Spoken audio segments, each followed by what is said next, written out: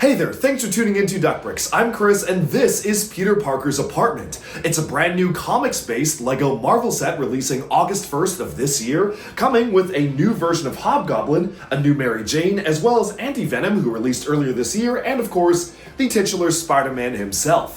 This is built to be fitting within the modular system of Marvel buildings that they introduced for the Across the Spider-Verse set, and it also is fully modular with the Oscorp Tower as well. It's a new system that I'm really excited to see LEGO Marvel do more with. I love the idea of having buildings that are modular with each other, and this is a really cool introduction to what this whole sub-theme could be. So join me as we jump into our review of Peter Parker's Apartment.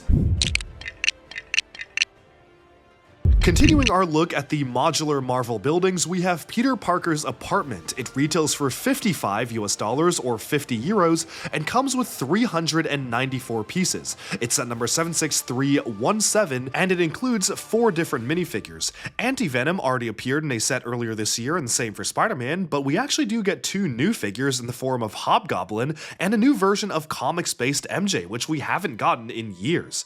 All around the building, there are nice references to different Spider-Man pieces of history, like the Daily Bugle Menace cover, which clearly is a nod to his very first appearance in Amazing Fantasy, and there's actually a pretty interesting play feature on the roof of the building as well, for Hobgoblin to attack Peter Parker in his home.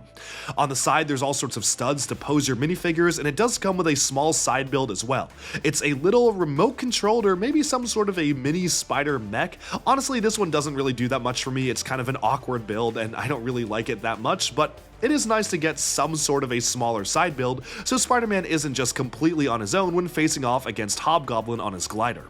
Moving on to the main building though, there's one thing that you might notice that is very strange about this set, and that while it is intended to fit within the modular Marvel building system, as I showcased in my review of the Oscorp Tower, it doesn't have a sidewalk. It's one of the only ones that just doesn't have a sidewalk, and I don't really understand why that would be the case. I really think that there was just a miscommunication between the people designing this and the people designing the other sets, and they didn't realize it was supposed to have 2 extra studs on the front of the building. Otherwise, there's just no explanation as to why that's the case.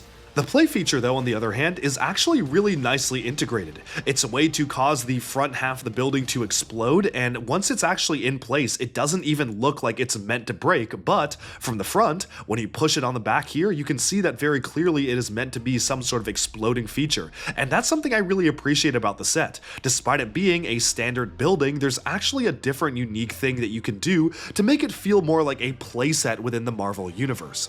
Starting off with the ground floor here, you have some pretty simple designs. You've got a couple of sprinklers, or some places for like spiders to be mounted or Spider-Man to climb around the actual apartment. There's a kitchen with a pizza time box, as well as a sink and a place to cook, as well as an office on the top of the building, which is also supposed to be Peter Parker's bedroom, where he has about as much space as you would expect someone to have in New York, where literally his bed is currently folded up here, showcasing a comics-based Iron Spider suit, a minifigure I would love to see again, given that it's been years since we got our last one. There's a reference to the Oscorp Tower from the same wave as a sticker on the side there, and of course his bed folds down with a video game controller on the top. There's a Venom spotted reference on the screen, plus a microscope, which is actually a pretty decent build for a smaller brick-built microscope. I really like it for what it is. It's sitting on top of a box where presumably you can say like maybe this is where he hides the Spider-Man outfit, but unfortunately there's nothing inside the crate itself and you aren't instructed to put anything in. It's really just meant to kind of show how cramped the apartment is, which I think is quite a funny detail for a LEGO set like this. Moving onwards though, honestly there's not that much else to say about the interior of this building. It is very simplistic for what you have, and really the main draw to the build is having that explosion feature, which does work very well. Once again, this is a pretty small set. It's 394 pieces, so just under 400, which is why I do have to wonder why it is $55, which feels remarkably high for what you get.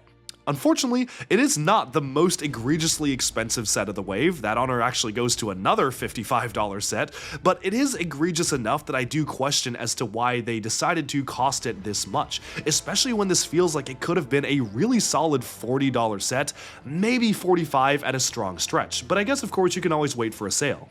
The exterior of the building is actually pretty nicely done. I do like the dark blue integration as well as the tan coloration, and the glider for Hobgoblin is really cool as well. well. I like how it's got the fire motif. You can have it sit at a slightly canted angle forwards by having the wings be angled backwards, and of course you have the flame sticking out of the back as well. The other part I really like is that you have the pumpkin bombs mounted on the sides of the wings, just adding a little bit more to the aesthetic there, and for the first time, these flame elements are not actually glued to the minifig heads. As I mentioned in the Oscorp building review, it is now a removable piece, meaning you can use it for all sorts of different custom minifigures, because I for one really want to make a Dormammu minifigure using that piece.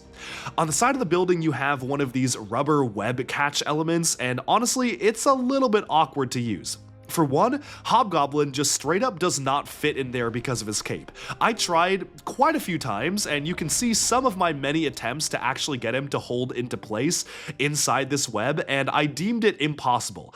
Even when you remove the cape itself, it's a little awkward to fit him in with the hood, and it's really only meant to capture a minifigure with no headgear or no other accessories, which kind of limits the usefulness of a web catching piece, but honestly, if they made it any bigger than it already is, it definitely would be even more of an eyesore on the side of the building, so honestly, I can see why the piece was designed the way it was. It's just a little bit awkward that it doesn't really capture a minifigure that well.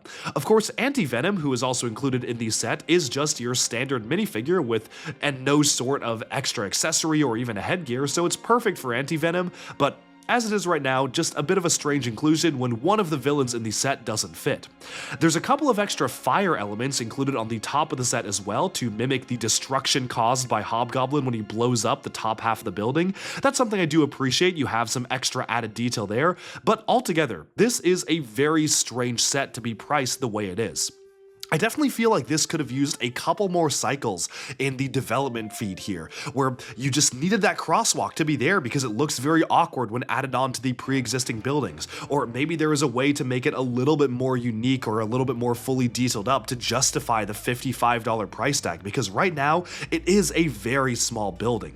Moving on to the minifigures, we have our new comics version of MJ. Unfortunately, unlike the last one, which actually came with a really cool tank top with a Spidey heart symbol on it, this one is just using pre-existing pieces. The torso is used in Yaz from Jurassic World, and the headpiece is a very generic female angry and smile headpiece we've seen on literally dozens of minifigures before, so not super exciting to get as a figure, but cool to get a new comics version. Hobgoblin, on the other hand, is brand new compared to his previous appearance, and I really love the recolor of the Moon Knight hood. It is literally the perfect piece to use for Hobgoblin based on his appearance in the comics, and when I first heard we were getting a Hobgoblin figure, I literally thought there's no way they reuse the Moon Knight hood. It would be really nice if they did, but it might be CMF locked, we haven't seen it in any other themes, and so I was very pleasantly surprised to see them actually use the perfect piece for this character. He does have a dual-sided head there, which very much fits for the character, a new color of the rubberized cape in orange, which I think also fits for the design. And say what you will about the rubber capes, I'm definitely of two minds about it, but I will say that when the capes are rubber, they definitely have a really cool aesthetic flow that you can't really achieve with just a standard fabric cape. The motion in this cape just looks really cool when it's billowing behind him. Overall, you can see he also has his pumpkin bombs that he's wielding, which again have that separatable flame element. I'm very, very happy they figured out a way to make it its own piece and not have it be permanently attached to the head, because there's just so many different things you can do with it. I could even see doing a Kai from Ninjago, Kai Jago, custom minifigure like Energy Kai with the flames in his hair, because it kind of does look like his hairpiece. So there's just a lot of great possibilities you could do with that new hairpiece, and I'm very glad they figured it out. Moving on, we have Anti-Venom as a minifig as well, who already appeared in the Spider-Man mech, so honestly nothing much new to say here. I think it actually is a pretty clean design for a minifigure. I like it for what it is, and for once, for LEGO Marvel, I don't actually think this one really needed any detail on the legs. I think it is just a very clean minifigure by itself, although again it would have been cool to get maybe a different villain other than Anti-Venom. And finally, we have Peter Parker here. There is no civilian Peter Parker, he is just in his Spider-Man suit, and that's one thing I would have loved to see from the set. Maybe some way to change into his Spider-Man outfit, or including both figures, kind of similar to Norman Osborn in the Oscorp set, but I think it is okay for what it is. He's using the same headpiece that he has been using for the Peter Parker appearances throughout a couple of different sets here. That head's been around for a while, and they used it just recently in the Avengers Endgame set, and the Spider-Man minifigure is alright. Dual molded legs would have been really nice, but it is hard to complain about the printing on the side of the arms. Even if the printing for the red on the arms is decidedly a lot darker than it should be with the blue background. Altogether, that about sums up my thoughts on set 76317 Peter Parker's Apartment. $55 is simply too much to pay for a set that comes with 394 pieces, and even though it does come with some new minifigures, only really one of them is brand new. The other one, MJ, you can make out of existing parts. So honestly, I kinda wish they either were able to reduce the cost of the set or just bulk up the apartment a little more. At the very least, add that sidewalk, make it congruent with the rest of the Marvel modulars. It doesn't make sense to me why it doesn't have that. That's all for this video. Thank you so much for tuning in, and be sure to like and subscribe for even more LEGO news, reviews, discussion, and analyses coming your way very soon. Thanks, and bye for now.